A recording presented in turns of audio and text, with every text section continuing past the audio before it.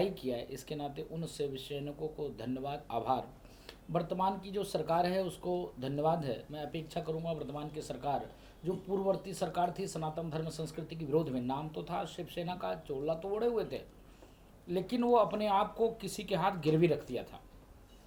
उन्होंने किसी को अपने आप को किसी के हाथ बेच दिया था, जिसका परिणाम स्वरूप आप देखिए, जिसने बात किया कि मैं बाबरी मस्जिद अयोध्या में बनाऊंगा, उसके साथ सरकार बनाना, जिसने कहा निहत्थे राम भक्तों के ऊपर गोली चलवाई, उसका सहयोग लेना, जिसने राम को काल्पनिक कहा, राम जन्मभूमि मंदिर के विरोध में 16-16, 17-17 वकील खड़े किए, जिसने राम सेतु को काल्पनिक कहा, जिसने साधु संतों को बोको हराम, आईएसआई, तालिबान और भगवा आतंक मढ़ने के ऊपर जो कार्य किया, उसके साथ सरकार बनाकर उसके साथ चलने का। उसके बाद जो हिंदुत्व की बात करता था, जब आप बताओ हनुमान चालीसा पढ़ने पर मैं, आप बताओ, आप कोई दिक्कत नहीं हमको हनुमान चालीसा से, आप कहो तो अब मैं बुलाता हूँ, आप सारे लोग आके मेरे यहाँ हनुमान चालीसा करो, चाहे आपके घर आता हूँ, आप भी हनुमान चालीसा की अनुमति दोगे, कोई समस्या नहीं। ठीक है, राजनीतिक करना अच्छी बात है, खूब राजनीति करिए, लेकिन जिस उद्देश्य के लेकर मेरा जन्म हुआ, जिसके लेकर हम जाने और पहचाने और माने जाते हैं, जिसके जन जन में हिंदुत्व वसा हुआ है आम जनमानस में, हम उसकी आस्था को किसी के हाथ बेच दें, ये कहाँ तक न्याय है। तो शिंदे साहब को आभार है, शिंदे साहब इस मिथ्या को तोड़कर और पुनः एक नया शिवसेना को बनाया, जो चोला था, जो खाल था, उसकी उतार दिया कालनेमी वाला, और पुनः जो स्वरूप था शिवसेना का, उसमें शिंदे साहब ने लाया है। इसके नाते शिंदे साहब का आभार है, धन्यवाद है। लेकिन शिंदे साहब से भी एक अपील है, हिंदुत्व पे, सनातन धर्म संस्कृति पे, साधु संतों के ऊपर अगर कुठाराघात होता है, उसके ऊपर किसी भी प्रकार का दुर्व्यवहार होता है, तो उस पर तुरंत एक्शन लेकर, और हिंदुत्व पे भी कार्य उनको खुले तरीके से भाव, विचार, मानसिकता, मनोदशा में कार्य करना चाहिए। यह उनसे अपेक्षा है, शिंदे साहब से, साधु संतों का, आम जनमानस का, हिंदुओं का। सर, एक राजनीतिक सवाल आपसे कहना चाहूँगा। विपक्षी कहती है अच्छे दिन नहीं आए हैं और अच्छे दिन आने वाले हैं, तो आप किस नज़रिए से देखते हैं ये चीज़? अभी मैं बोलूँगा तो लोगों को बुरा लग जाएगा। अब आप कितना अच्छा दिन चाहते हैं, एक समय था कि एक टीका बनना था, वह टीका 50 सालों में लोगों तक पहुंच पाया, लग पाया, और इस भयावह जो वैश्विक महामारी थी, जहां पर स्थिति यह थी कि जो नंबर 1 पे टॉप 10 देश है, जिसकी मेडिसिन में भी नंबर 1 का है, मेडिकल में भी नंबर 1 का है, उत्पादन में भी नंबर 1 का है, व्यवस्था में भी नंबर 1 का है, अर्थ जगत में भी नंबर 1 का है, वो बताओ 100 नंबर पे पहुंच गया। उसके रोज आए दिन लोग मर रहे थे। अब मेरे पास 10,000 लोग पर एक बेड है, एक नहीं 10,000 लोग पर एक बेड है। हमको किस प्रकार से उस काल के गाल से इस सरकार ने निकाल के रखा। उसके बाद देखिए, उस समय में पीपी किट हम चाइना से लाते थे, आप लोगों ने सुना होगा कि चाइना ने पीपी किट जो है डुप्लीकेट दे दिया, यूजलेस, यूज किया हुआ पीपी किट चाइना ने मुझको दिया। आज स्थिति आ गई कि पीपी किट मैं बना रहा हूँ, मैं दूसरे को जो है वो दे रहा हूँ। एक समय था कि जो कोरोना का जो टेस्टिंग लैब थी, वह लैब देश में 3 था, आज 4,000 से ऊपर लैब हो गए, और एक नहीं कई वैक्सीन, 3 तो मैंने बनाकर लगा दिया, दूसरे को बेच दिया। उसके बाद 3-4 वैक्सीन और भी मेरे पास बने हुए रखे। इतने वैक्सीन बना लेना, हर हम लोग 2-2, 3-3 बूस्टर डोज लगा लिए। यह संभव इतना तेजी से। उसके साथ विकास की आपने बात किया, उन्होंने उसके बाद आपने कहा बदलाव तो इतना आया है कि जो लोग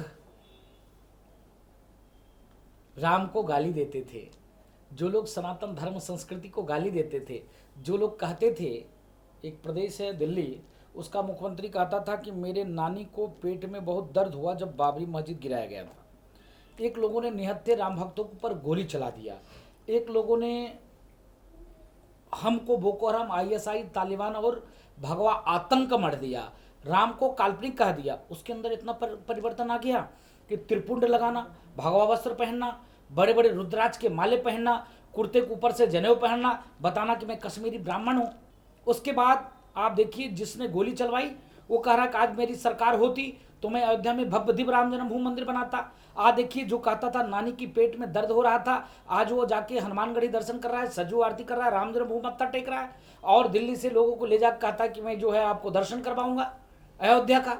आज देखिए कितना परिवर्तन आ गया कि जो लोग कहते थे तिलक तराजू और तलवार इनको मारो जूते चार, उनकी क्या स्थिति परिवर्तन आ गया। अयोध्या में जाकर राम और परशुराम की बात करना पड़ा है, वहां पर कार्यक्रम करना पड़ा है। वो तो कभी नहीं कहा कि हाँ, जम्मू कश्मीर में जिस प्रकार से कश्मीर ब्राह्मण मारे जाते थे, काटे जाते थे, भगाए जाते थे, उस पर एक शब्द नहीं बोला, और आज वहां जाकर चर्चा करना।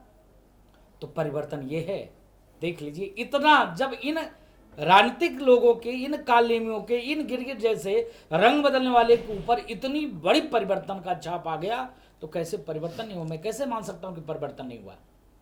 राहुल गांधी जी इन दिनों भारत जोड़ो यात्रा पे निकले हुए हैं, पैदल चल रहे हैं, काफी समर्थन उनको मिल रहा है, तो उसे आप किस नज़र से देखना चाहेंगे? कोई बाघ के खाल पहन लेने से भेड़िए बाघ नहीं हो जाते। भेड़िया भेड़िया ही रहेगा, बाघ बाघ ही रहेगा। राहुल जी अच्छे खानदान में तो पैदा लिया, गांधी खानदान में जन्म तो लिया, लेकिन उनके कार्य, उनकी मानसिकता, उनकी संस्कृति, वो चोला ओढ़ लिया जो सदैव सनातन धर्म संस्कृति को गाली देने का कार्य, वो भाव उनके अंदर आ गया कि नहीं। सिर्फ उनके सरकार में बात होती थी एक कौम, एक मजहब, एक संप्रदाय। उन्होंने क्या कहा, उनके एक प्रधानमंत्री थे जो अर्थशास्त्री कहे जाते थे, वो बहुत विद्वान है अपने तरीके से, मैं उनका सम्मान करता हूँ, लेकिन जब वो बोला उन्होंने कहा कि भारत के प्रमुख संपदा पे सिर्फ एक कौम, एक मजहब, एक व्यक्ति का अधिकार है, वो मुसलमान। अब बताओ, भारत के प्रमुख संपदा पे एक देश का प्रधानमंत्री कह रहा है सिर्फ एक वर्ग का अधिकार है, बाकी ये बहुसंख्यक समाज कहाँ चला जाए, हिंदुस्तान छोड़ के कहाँ चला जाएगा? तो भारत जोड़ो यात्रा नहीं है उनका है खुद लोगों से जोड़ो यात्रा। भारत जोड़ो यात्रा नहीं है। कांग्रेस समाज से इतना कट चुका था कि सोने की चम्मच से खाने वाले लोग, सोने की थाली में खाने वाले लोग, वो गरीबों का दर्द क्या जानने गया, वो गरीब की पीड़ा को क्या समझने गया। तो बहुत अच्छा है, बहुत अच्छा लगा, इतना परिवर्तन मोदी जी ने ला दिया। जो सोने से चम्मच से खाता था, जो कभी नहीं उतरता था, वो आम जनमानस के बीच में गली गली आज टहल रहा है। तो खुद को, वो अपने आप को आम जनमानस के बीच में जोड़ो यात्रा कर रहा है। भारत जोड़ो यात्रा नहीं है। भारत जोड़ो यात्रा तब होती उनकी जब वो सर्वे भवन्तु सुखिनः सर्वे सन्तु निरामया विश्व बंधु तो वसुधैव कुटुम्बकम भाव से कार्य करते।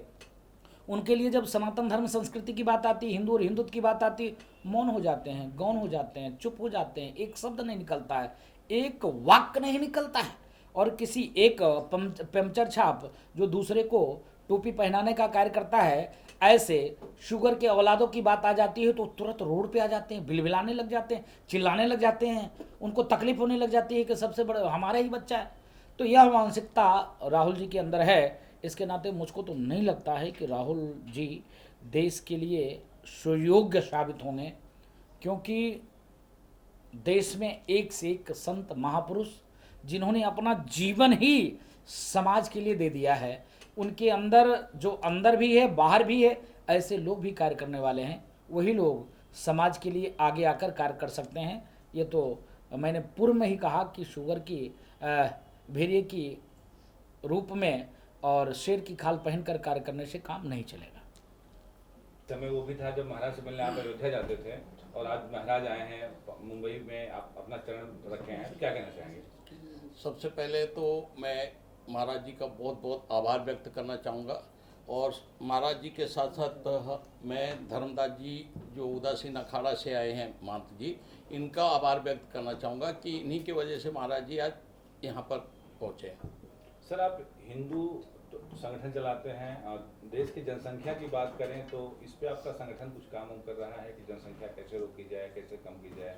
क्योंकि आने वाले समय में ये आपको क्या लगता है, अच्छा रहेगा बुरा रहेगा?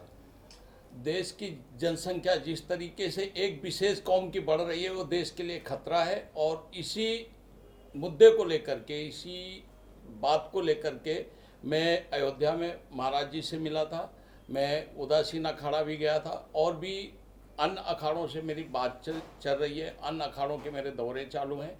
और संतों का जिस तरीके से मेरी बात पर सहयोग मिल रहा है, उन सभी संतों का मैं आभार व्यक्त करना चाहूँगा।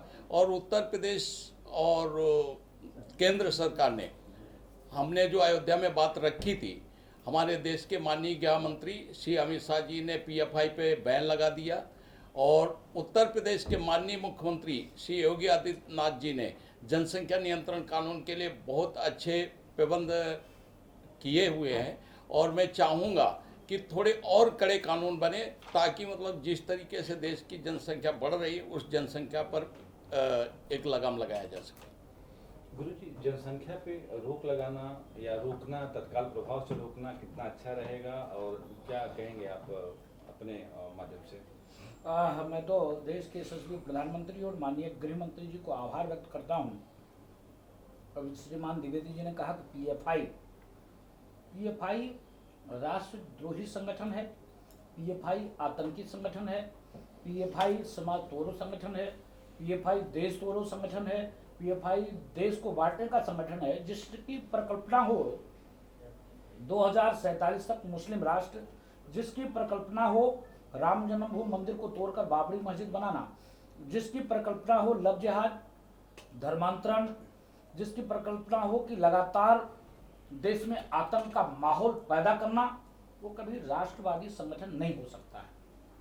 इसके नाते पीएफआई पे बैन किया, माननीय जी को धन्यवाद। लेकिन ये गंभीर विषय है, जनसंख्या, ये बढ़ती हुई जनसंख्या समाज के लिए नहीं हितकर है, न राष्ट्र के लिए हितकर है, न तो पर्यावरण, न तो प्रकृति के लिए हितकर है। जिस प्रकार से संसाधन का अनर्गल तरीके से दोहन, जिस प्रकार से एक कौम, एक मजहब, एक संप्रदाय की ही बात इन राजनीतिक दल के लोग करते हैं, यहाँ पर बहुसंख्यक समाज की इतनी समस्या, इतनी कठिनाई हो रही है कि आप देख सकते हो धर्म के आधार पर अफगानिस्तान की क्या स्थिति होगी। अफगानिस्तान पूरे विश्व बिरादरी से खत्म होने की कगार पर है।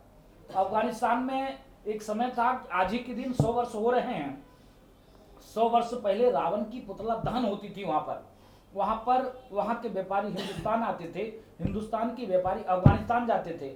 आज देखिए तालिबानी हुकूमत ने अफगानिस्तान को खत्म कर दिया, और वहां एक भी हिंदू, एक भी सिख, एक भी ईसाई, एक भी अन्य वर्ग, अन्य संप्रदाय के लोग नहीं रह गए।